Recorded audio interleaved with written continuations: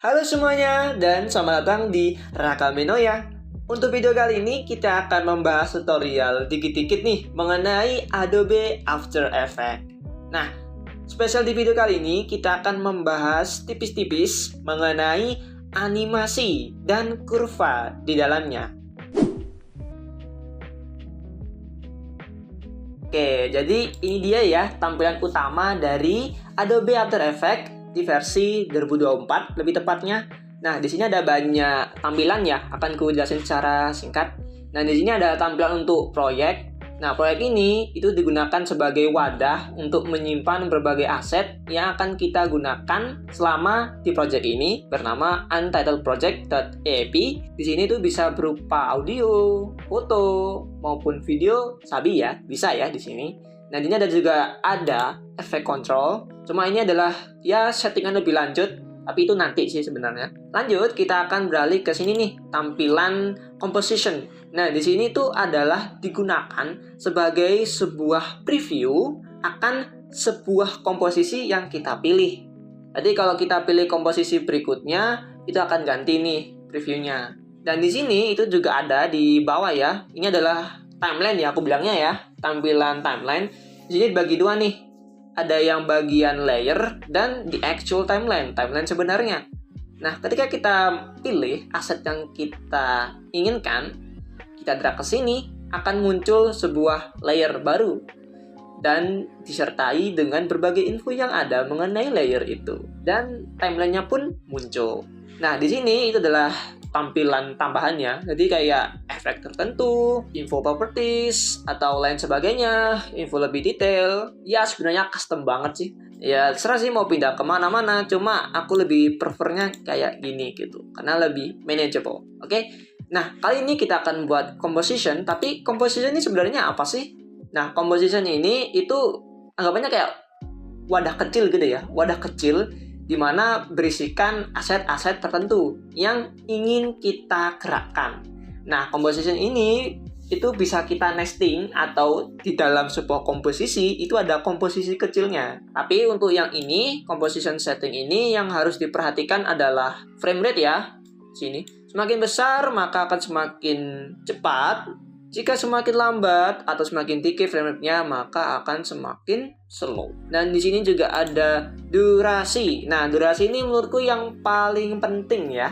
Karena ketika kita bikin komposisi harus paten nih. Kayak oke, 30 maka 30 seterusnya. Jadi untuk ini akan pilih 30 detik ya untuk contoh kali ini. Di sini adalah komposisinya. Ini untuk bisa kita lihat. Ini masih kosong karena kita belum kasih apa-apa sebenarnya. Oke, karena itu kita akan bikin atau masukkan sebuah aset. Di sini akan menggunakan rectangle ya, atau untuk shortcutnya kita bisa pakai atau pencet Q. Sini kita drag, oke, pencet Shift, hold Shift, dan kita akan menciptakan rectangle atau kotak. Di sini itu untuk warnanya aku pilih merah aja lah ya. Dan untuk stroke-nya kayaknya enggak deh. Dia akan nah itu kan. Aku iris. Dan untuk ini aku mencet V untuk kembali ke mode kursor. Untuk animasinya aku akan pilih di detik kedua mungkin ya, di shape layer atau aku namakannya adalah kotak ya. Nah, di sini aku akan memanipulasikan di bagian posisinya. Aku tinggal mencet P di situ dan muncul posisi. Sini untuk menganimasikan kita harus kasih keyframe-nya. Untuk memulai keyframe kita harus pencet ini, boom, biru, maka ini sudah terjadi keyframe dan muncul juga kayak ya berlaku tepat lah di time frame-nya gitu. Kita akan, ini kan kayak posisi akhirnya ya.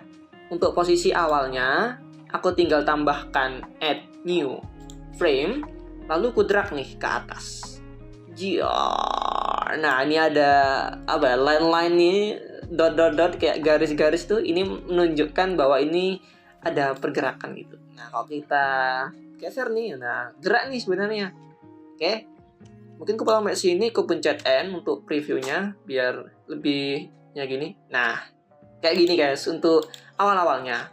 Dan ini kelihatannya masih ya very generic, ya biasa-biasa aja, terlalu linear, terlalu membosankan ya kalau aku bilangnya gitu. Tapi sebelumnya akan ku tambahin dikit ke sini mungkin. Itu dia. Nah, ini kalau club band bisa kita del. Nah, itu pencet backspace itu untuk del. Nah, nanti seperti ini. Nah, untuk buatnya lebih smooth, itu kita bisa menggunakan di sini ya, klik kanan, lalu ke keyframe assistant, itu adalah Easy Ease. Nah, ini atau F9 lah. Dan kita bisa lihat di sini itu jadi lebih smooth ya dari yang sebelumnya. Tapi kita bisa bikin ini lebih seru lagi loh ceritanya. Caranya gimana nih?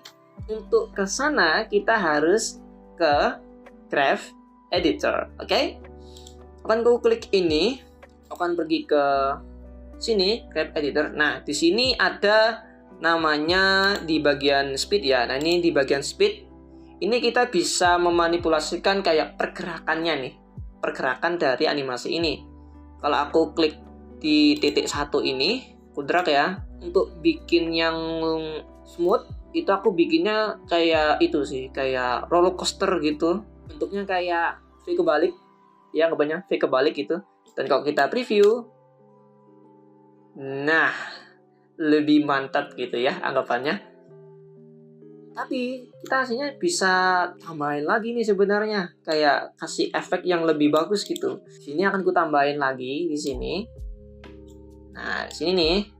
Atau kita bisa pakai ini untuk langsung ke ini berikutnya. Di sini aku mau bikin namanya efek overshoot. Nah, mungkin aku akan beralih ke titik keempat. Nah, di sini kita bisa copy keyframe 1 ini, kita paste di sini. Lalu di keyframe yang kedua ini akan ku geser dikit. Oke, setelah itu kita akan beralih ke sini ya. Jangan lupa diklik nih. Ya, jangan lupa diklik biar dia responnya yang di sini nih. Lalu kita klik patch down 3 kali untuk menciptakan kesan-kesan bouncy-nya gitu.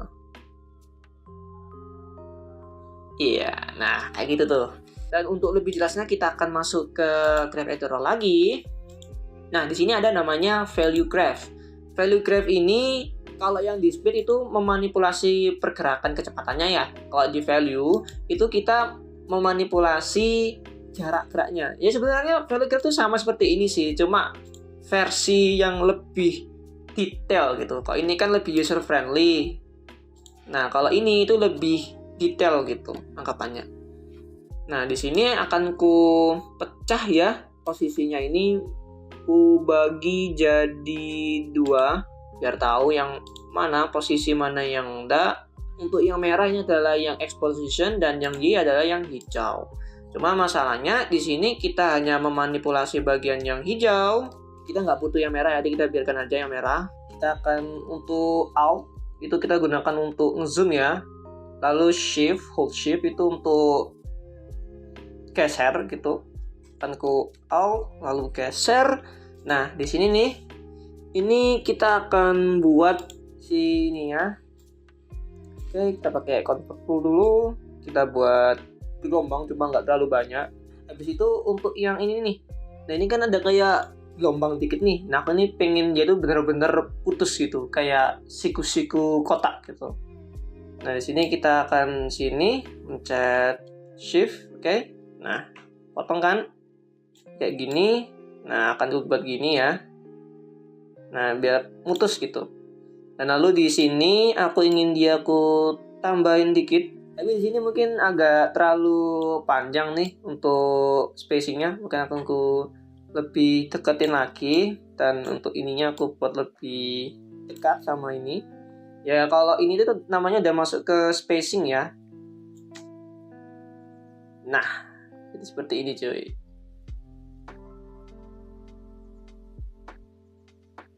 Dan jangan lupa ketika sudah selesai untuk bikin projectnya, jangan lupa untuk di save ya. Dibiasakan save di After Effects soalnya ini juga sering crash ya. Jadi kalau udah selesai satu langsung kita save gitu. Oke, akan kunamakan latihan 1 ini. Nah, kita save. Jadi kalau anggapannya ini sudah selesai nih, kita save latihan 1. kita akan ekspor ya, jadikan sebuah video MP4. Nah, di sini kita lihat ekspor, lalu ke render queue. Nah, sebentar. Nah, di sini ya. Tadi ada render settingnya, jadi mau seperti apa. Lalu ada output modulnya. Ini yang penting itu adalah ini loh, output tuh. Kita akan taruh kali ini mau di mana. Ya mungkin akan ku taruh di desktop ya dengan nama latihan 1. Nah, seperti itu. Lalu kita pencet render.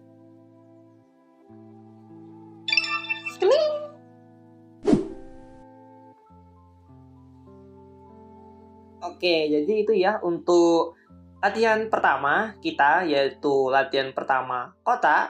Dan untuk di video berikutnya kita akan membahas lebih lanjut mengenai latihan kedua, yaitu persegi panjang, di mana kita akan belajar tentang antisipasi dan penggunaan graph editor ini lebih lanjut, dan juga disusul dengan latihan ketiga atau rover mouse. Dan barangkali nih kalau kalian ingin belajar dari sumber utamanya ya, di sini aku juga sama-sama belajar juga dan akan ku terterakan ya di sini. Nah, di sini itu adalah di mana aku belajar Adobe After Effects dari basicnya ya.